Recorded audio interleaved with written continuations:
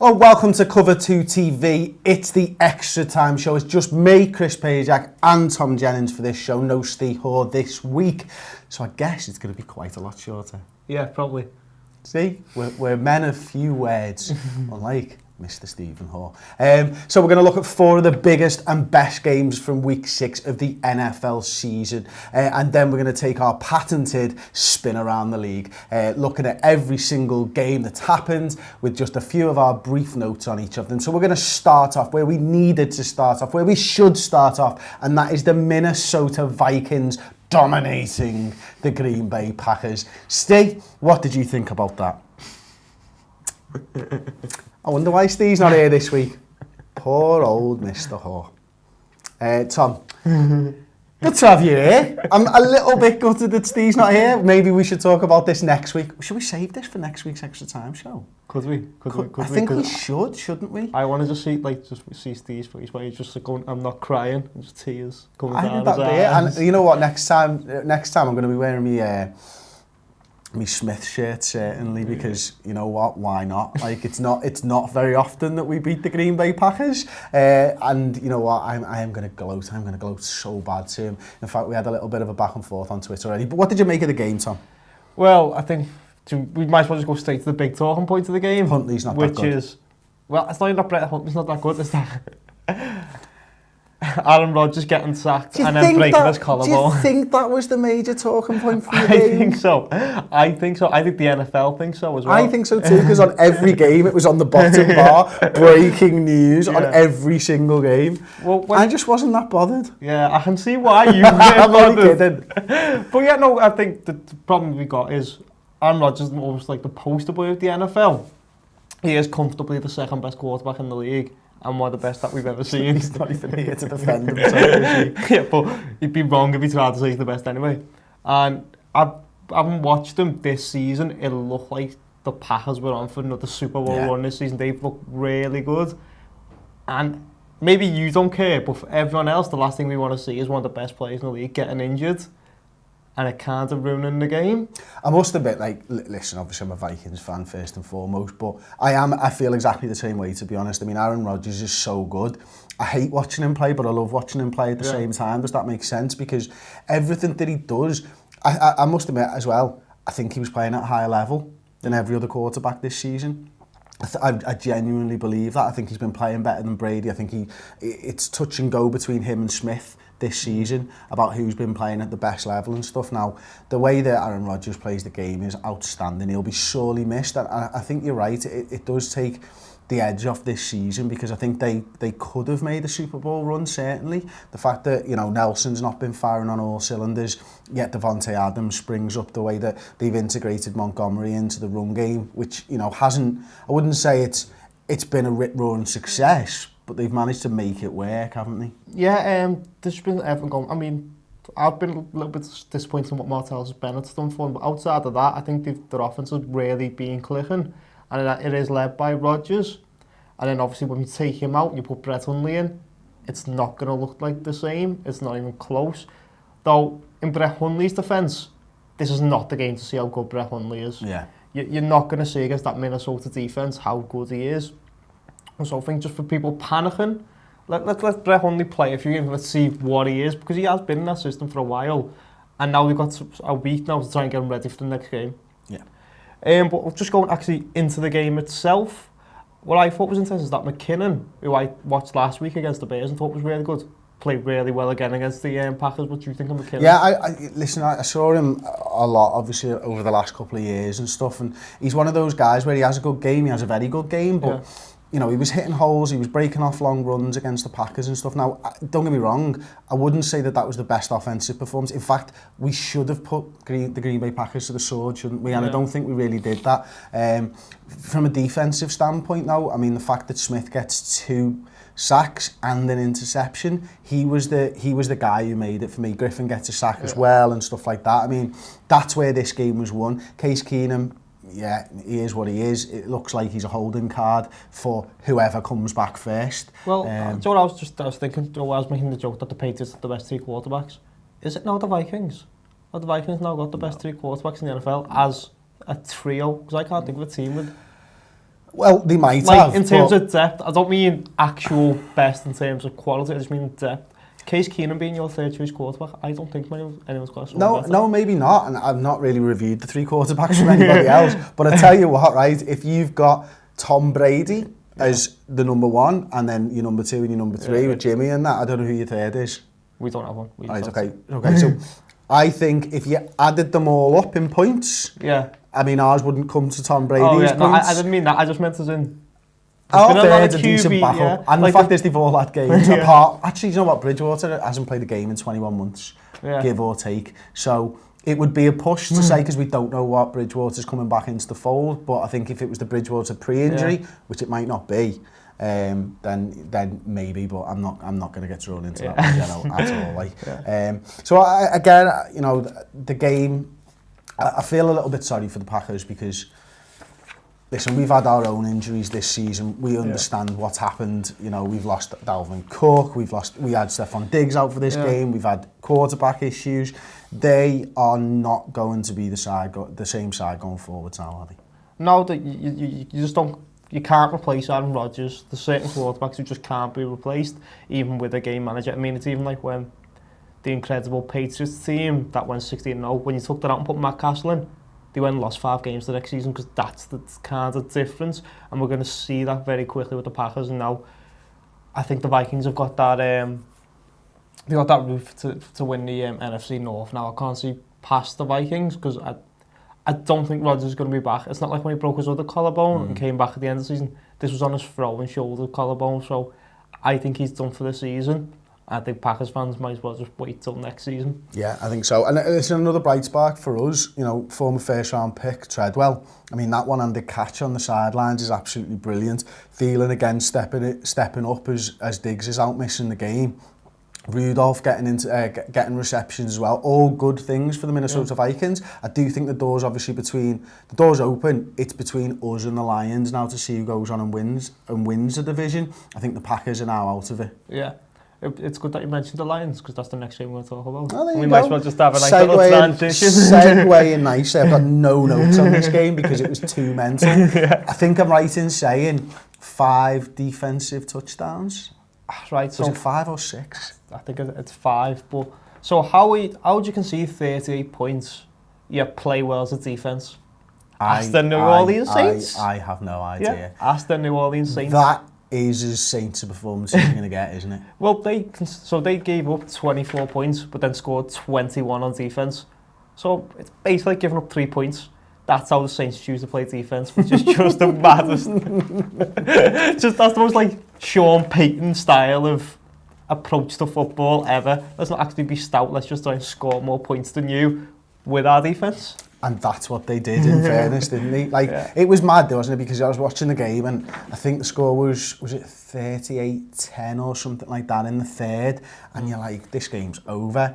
But it's not. It wasn't at all. Like, and I think I'm right in saying it was like 27 unanswered points from the Detroit Lions or something like that. And you're thinking, what?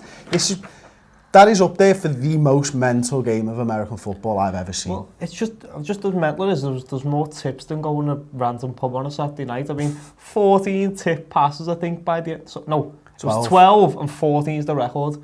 That is crazy. And then the fact that the Lions almost come back with an offense not playing well. It was all special teams and defensive touchdowns that nearly brought them back until the Cam Jordan pick on the... pick 6, wasn't it? Does he tip it up himself? Yeah, it's a pick 6, but it's like you caught it in the opposition end zone. It doesn't feel like a pick 6, even though it is, but yeah, he tips up himself and catches it. So, you know, great ball skills from Cam Jordan, who's really playing well this season, I think. But the game I felt the problem was Matthew Stafford took every pass in shotgun. That allowed the Saints to know what they were going to do and just send the gunners after him. And he just kept getting smashed by the pass rushers because they know the only run you can do is a handoff draw. So they know that, so they know what's going from the middle, and he just attacked them all day. And it was all the time to protect Matthew Stafford's ankle, but you're really protecting someone's ankle when you just send them pass rushes after them constantly. Yeah, you're right. Like the one thing that I thought was really good, and I've given Payton loads of stick over the course of the season thus far, there was one point where what was it? Was it a shovel pass to begin with that goes to Kamara? Yeah. Then they played, I think it was the flea flicker to Breeze, and I think they used Kamara for the flea flicker. And then they get down to about the 5-yard line, and they run it 3 straight times with Mark Ingram. I just thought that was such great play calling because they've given them, it might have been an end around before the shovel pass instead of a shovel pass. I can't remember exactly now. And I'm just thinking to myself, they're so scared of the trick plays that they just drilled Mark Ingram home. And it's like, it sounds simple, but I thought that was really great play calling. Well, I just looked at the way the Saints went, and it was, they actually ran the ball. The New Orleans Saints decided to actually try and run the ball. Yeah, the New Orleans Saints. Yeah, and it was great because what they've done, it's like it's addition through subtraction. Getting rid of Peterson allowed them to put Kamara and Ingram on the field together, and then they could either run with the two of them or put Ingram in pass protect and throw it to Kamara. And suddenly that offense was really clicking because they run the ball. And I haven't seen them run like that since like Juice McAllister and Reggie Bush in their Super Bowl winning season. It was really good to see.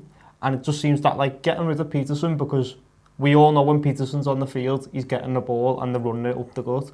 I think that allowed them to do a lot more, disguise what they're doing a lot more. And I don't think the Lions defense is any good. I think the secondary is not bad, but I think up front, it's not a good defense and you can run all over them. Yeah, I think you're right there. Okay, well, we'll move on then to what was, I think if you were watching this game live, the Miami Dolphins beat the Atlanta Falcons by 20-17. The Atlanta Falcons went 17 up in this game. Again, you called it weeks and weeks ago about the collapses in the fourth quarter, but it's got a little bit worse than that, hasn't it? I mean, I've got the points down here. The Falcons have now been outscored in the second half 72-40. That's mental. That is mental. Sorry. I was thinking about why this is, and my theory is that it's because Atlanta play a speed defense and they're getting gassed late in games, and that's why teams are being able to come back on them. And the offense is a rhythm offense, and then once they go out of rhythm, they can't seem to move the ball. Yeah. This is a problem.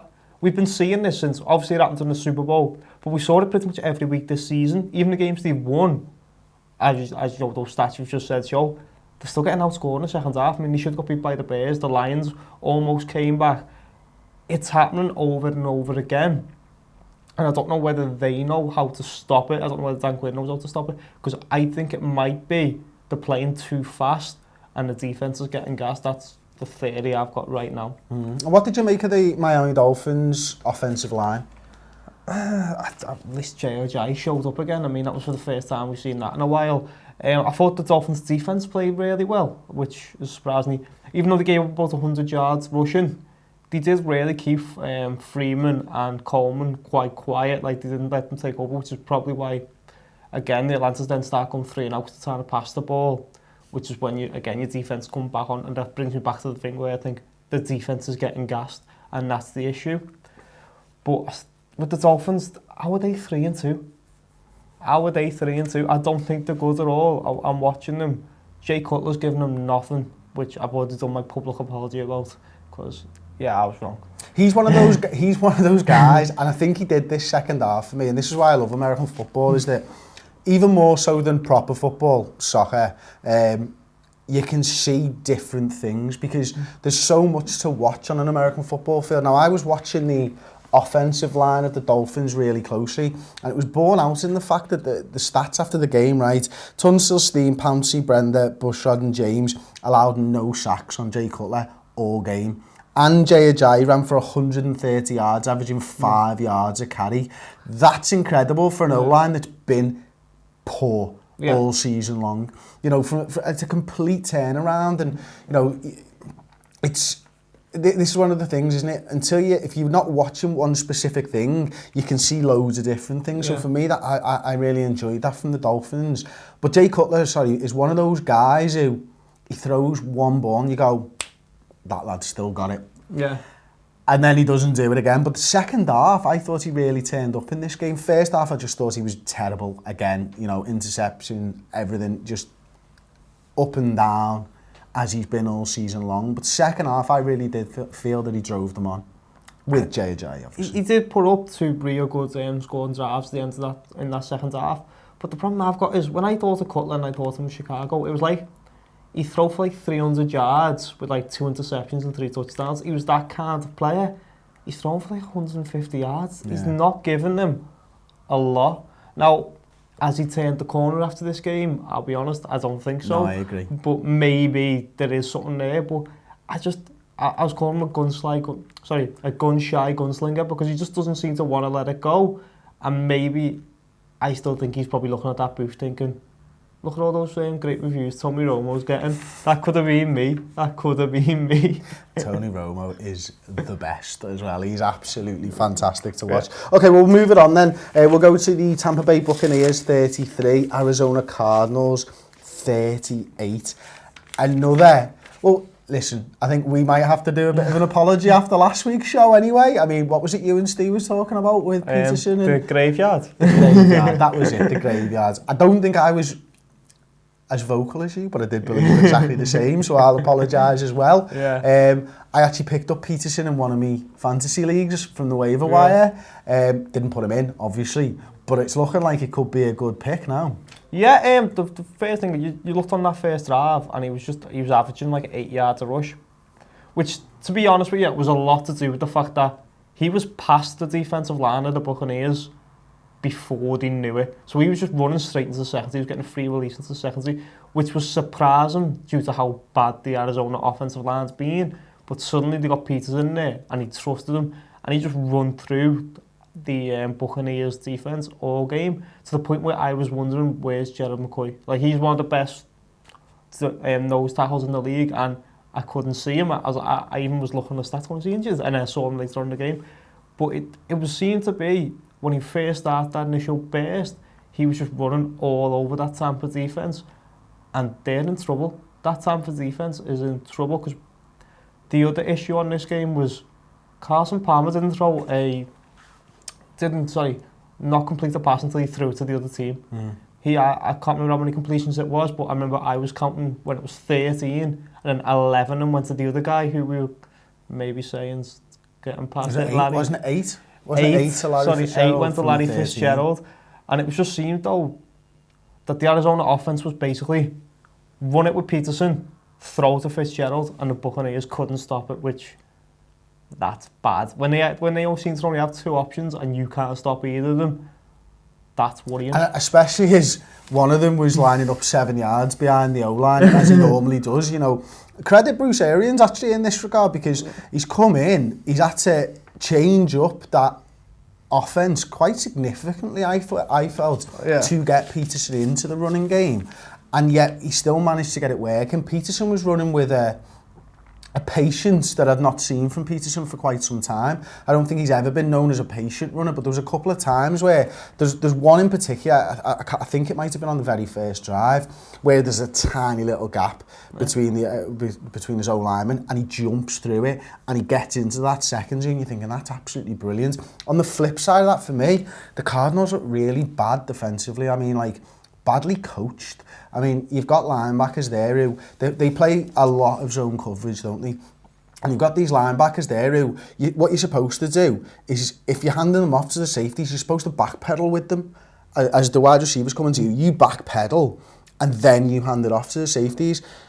The linebackers are stuck in mud, standing still, and the safeties are far too deep. And there's so many gaps in those zones that it was quite easy for the offense. And I think better teams will have picked them apart even more.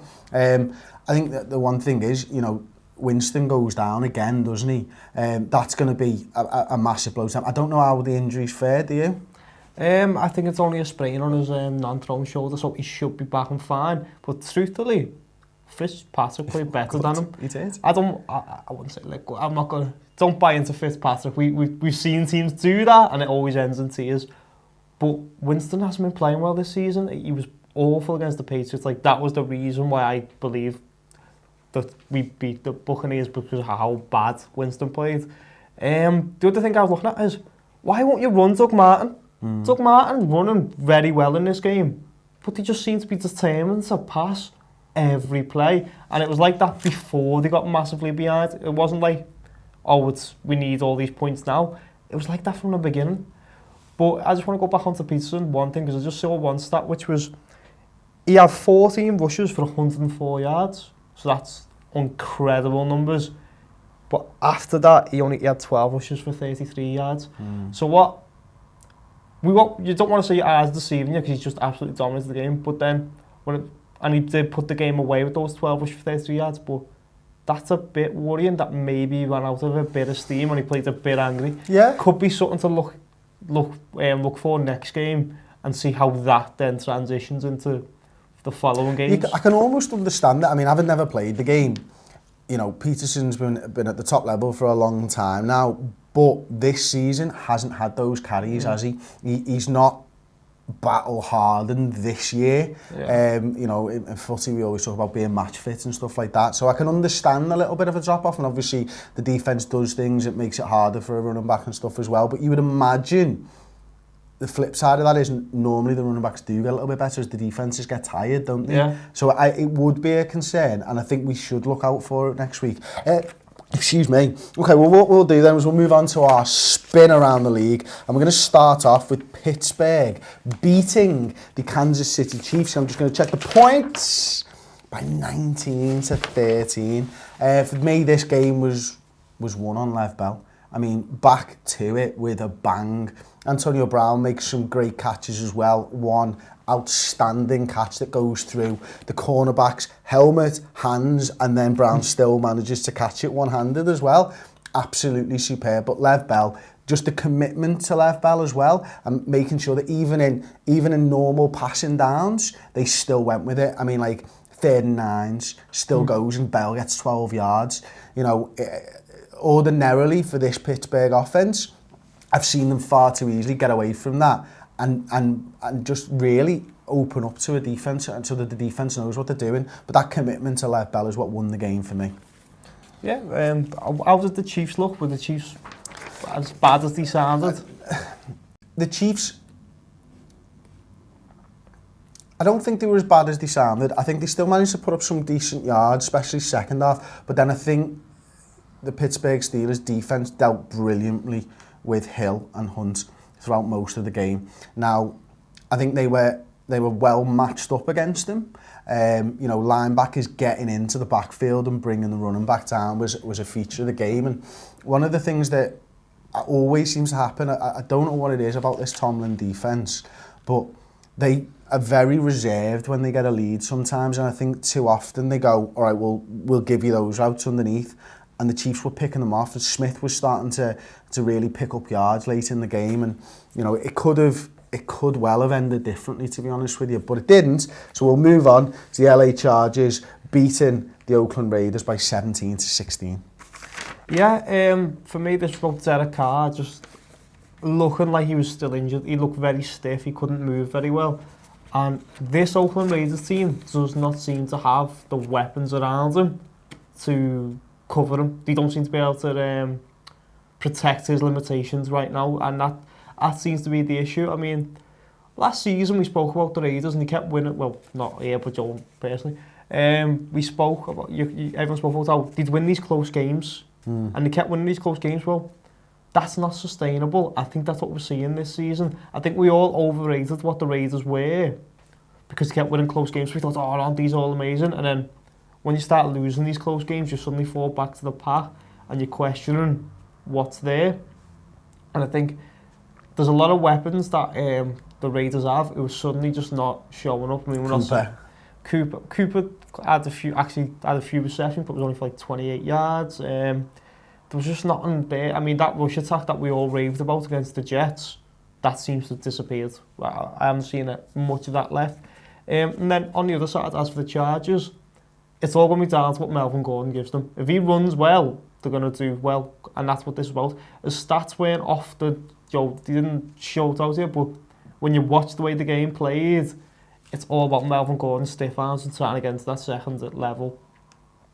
I'm still not sure about them though. Either team, I've got massive concerns about both teams. Okay. Well, we'll move on then to the San Francisco 49ers losing by, guess what, only 2 points to the Washington Redskins. Now, not much to say in this game apart from the fact that the Redskins went 17-0, 17 points up, and then San Francisco 49ers benched Hoyer, bringing the rookie CJ Beathard, and managed to somehow get back into the game and make it a close game. That's now, I think I'm right in saying, that's 13 points in total they've lost by over the 6 games, and I don't know where the San Francisco side picking up a win from, if I'm honest with you.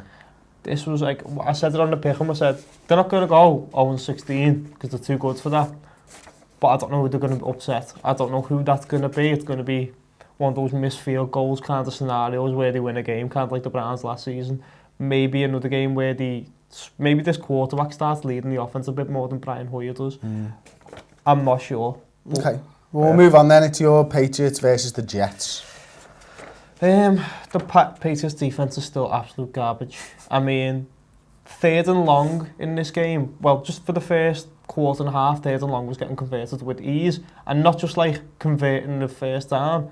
They were throwing for 40 yards. Josh McCown was throwing it for 40 yards against the Patriots defense. Sorry, is it Josh or is it Luke? It's Josh. Josh, yeah, sorry. That's what happens when you've got 2 brothers in the league. They were terrible. I mean, if any scrambling you do against the Patriots defense, you're suddenly going to find massive holes very quickly.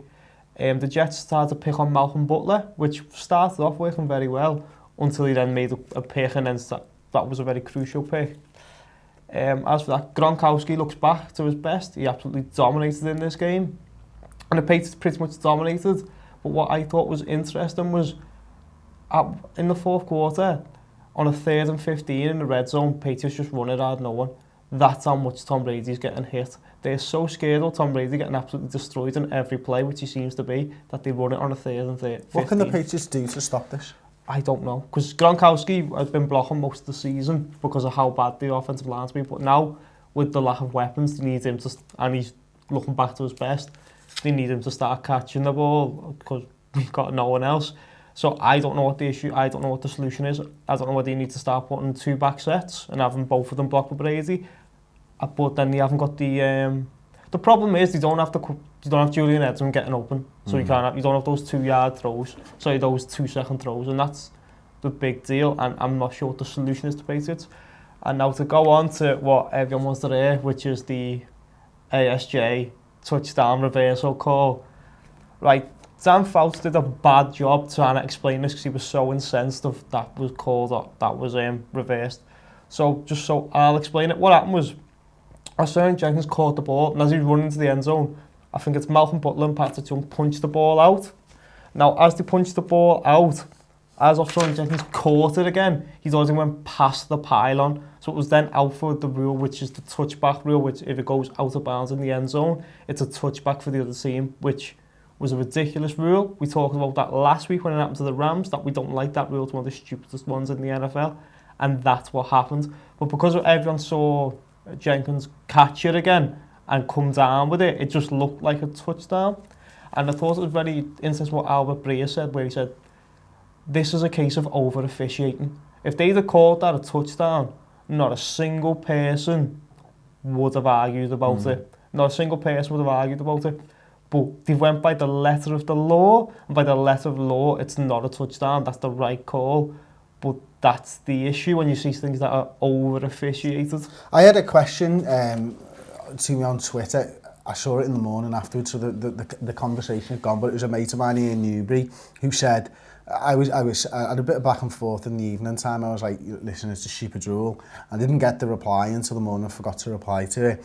But it was, what should the rule be? What should that rule be for touchback? Because I must admit, I thought about it and was like, yeah, they've probably got that right. I think if it goes out over the pylon, you should get it back on the half-yard line. If it goes actually out the back of the end zone, then the rule's fine. I think it's unfair if it goes over the pylon, which is the corner, because you're essentially going out of play, which would be, let's say it was football, be a throw-in, not a corner kind of thing. What if it goes inside the pylon, but doesn't go out the back of the end zone? Well, then you could just pick it up and be a touchdown. But what if you're catching it there? What do you mean? Like the way that it happened, he caught it in the end zone, didn't he? Yeah, but then it's about being down, isn't it? and he was down out of the end zone.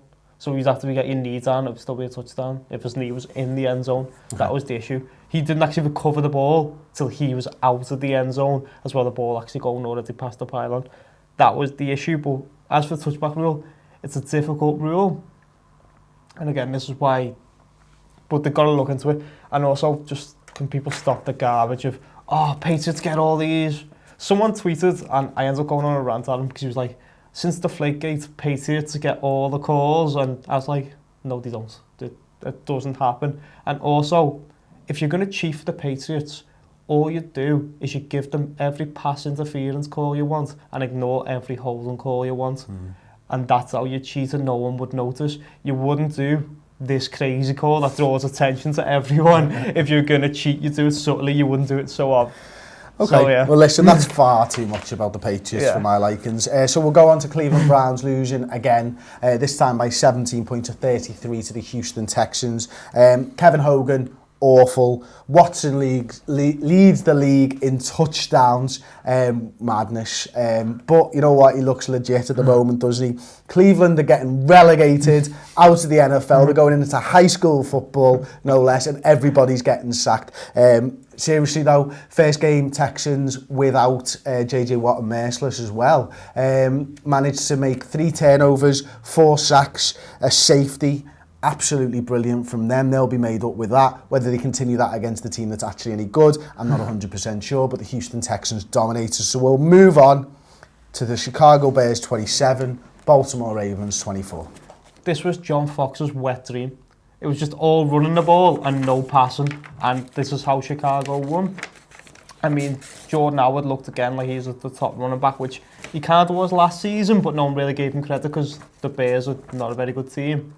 As for Mitch Trubisky, all I can see is I just see Jake Locker when I watch him. I think he can only run. I think he can only throw it when he's on the run. I don't think he can do anything in the pocket right now.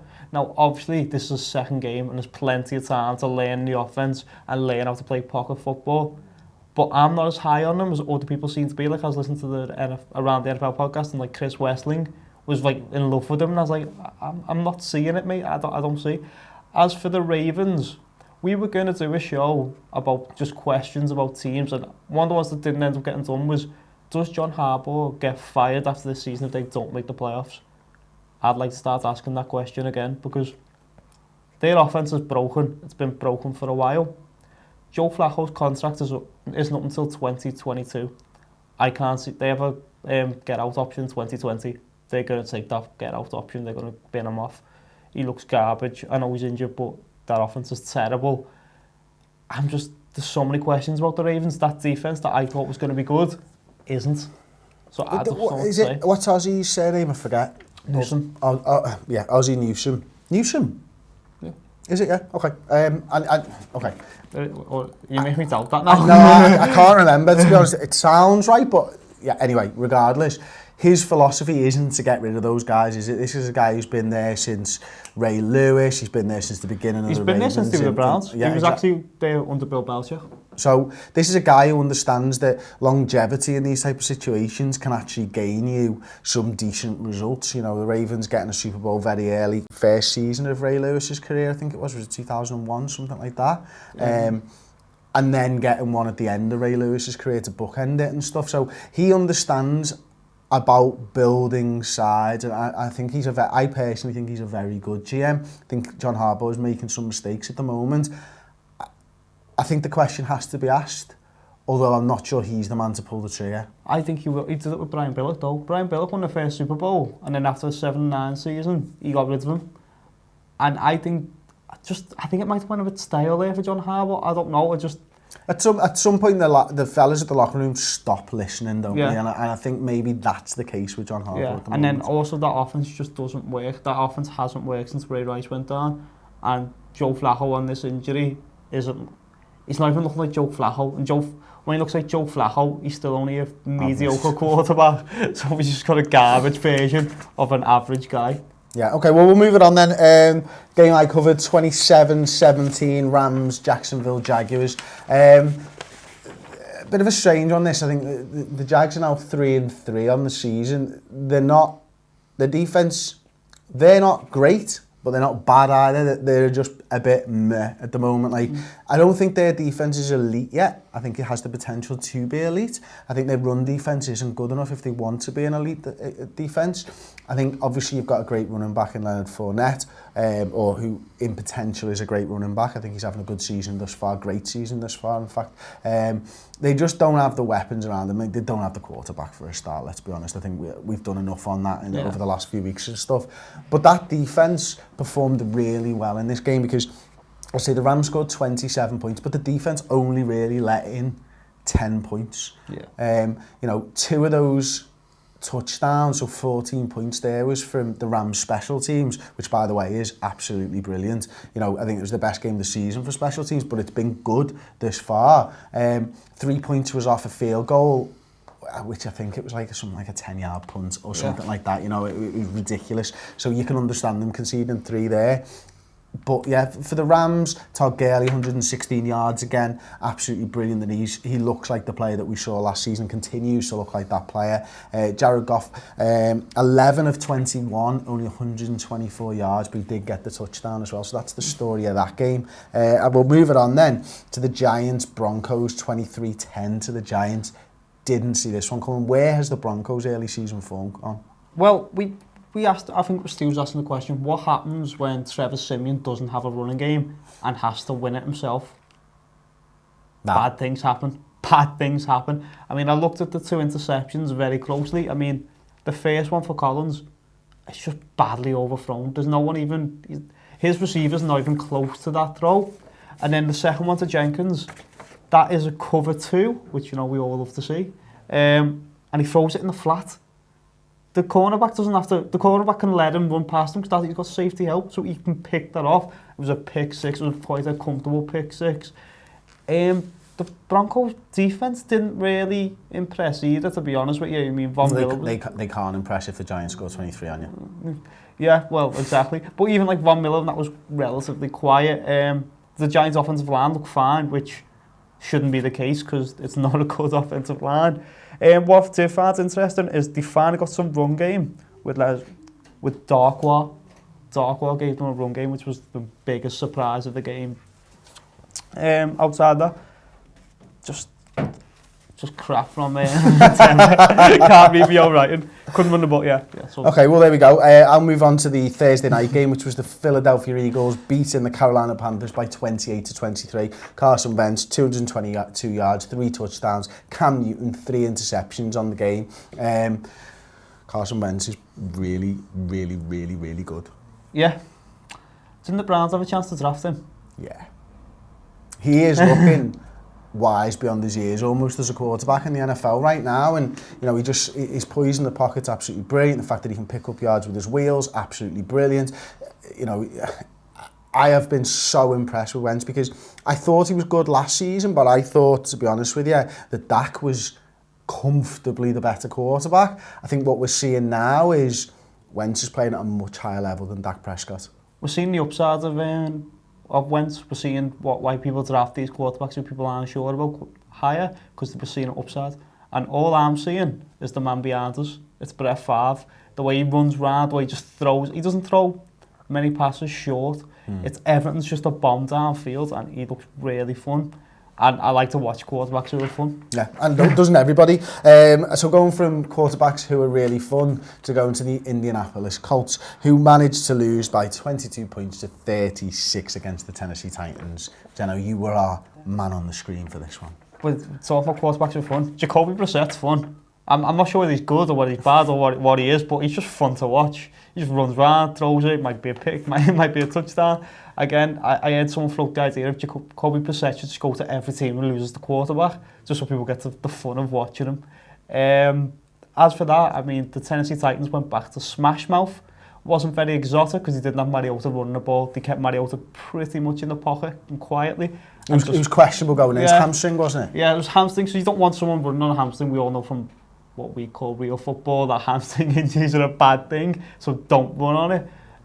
Outside that, I mean, they won, but I think there's more to it, Colts coaching. I think Chuck Pagano's been I don't know, he's still there. Every year he seems to be on the chopping block and then somehow survives. And I think he's gone this time. But I think it's sympathy at the moment, like for what he's gone through there, and you know the fight that he's shown in his life to get himself back there. But at some point this season, he has to go. Yeah, he has to go. I think they keep getting outscored in the fourth quarter, and that's what's killing them.